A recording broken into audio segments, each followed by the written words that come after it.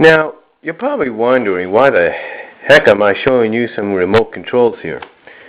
Well, I recently watched James Wolfe's more recent video about the laser disc and everything. And one of the things he mentioned in there was certain laser discs, I think it was called the CVs or CRVs, capabilities of allowing you to basically do the frame-by-frame deal.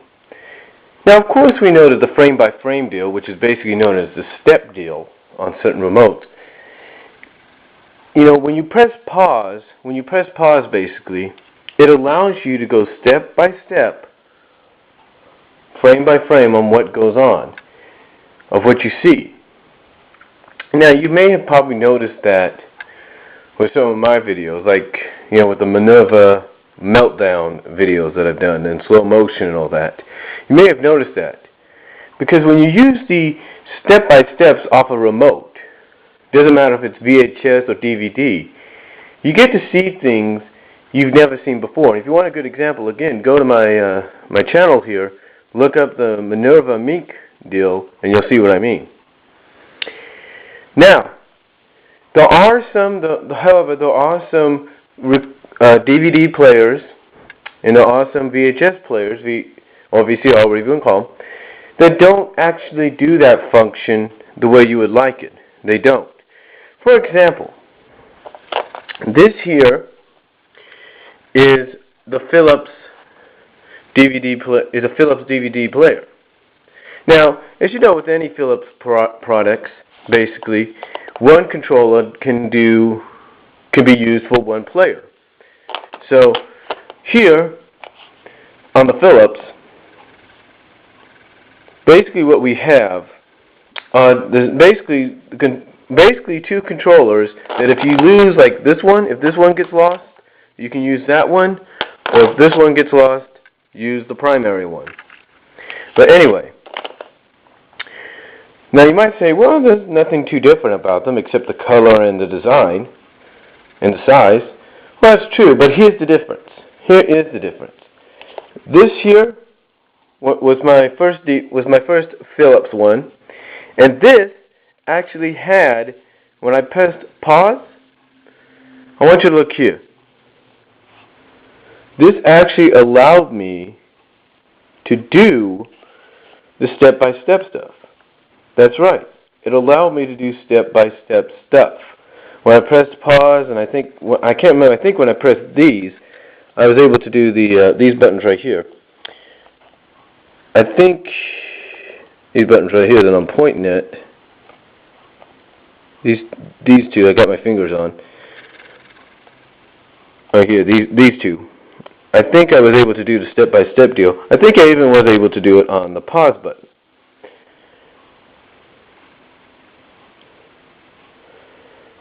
Yeah, I think I was able to use it with these and with these buttons. These two middle buttons and these two buttons right here. Actually, with these buttons, now that I remember, because these were more like fast forward and all that. But these buttons right here in the middle were the ones I was able to use for the step buttons. Now you might say, well, that's, you know, what's the difference besides that? Doesn't the other one have it? Well, take a look at the design. Does it look like it? No, it doesn't have that design. It doesn't have that. Instead, the buttons are up here, and they don't do anything like that. They don't allow you to do step-by-step. I mean, I even looked on the manual. No step-by-step.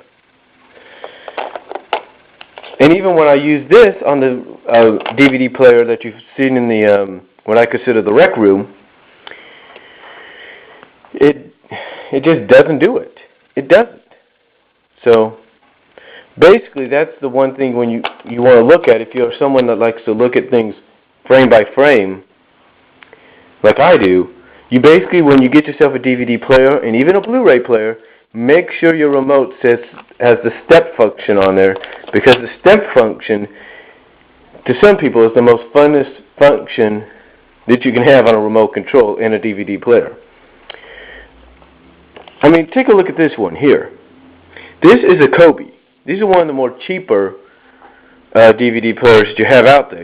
Normally you find these, like, say, at a CVS or wherever, you know, things like places like that, a CVS, a Lucky's, a Save Mart, whatever.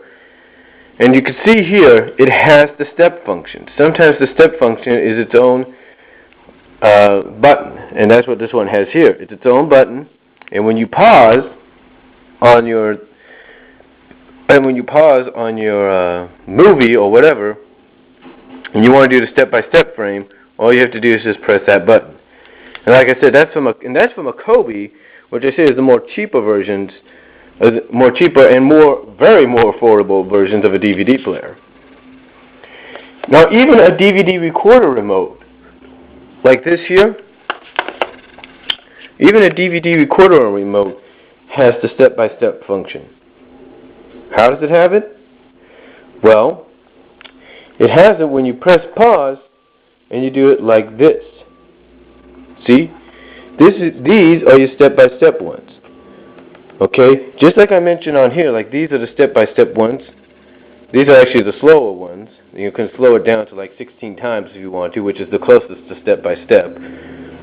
But anyway, when you use these buttons, just like on here, these buttons here are your step-by-step buttons. So basically, this allows you to go frame by frame. And this is off a Sony DVD recorder. But I highly recommend that you don't really do it as much. And like I said, these are your step-by-step buttons here. Like I said, your step-by-step buttons here, and even here. And right here, too. So it's got 6 ways to do step-by-step. Here, here, and here. But again, I highly recommend you don't do that with your recorder because you might ruin it. And then, of course, you have this one. This is a Toshiba DVD remote, regular DVD player.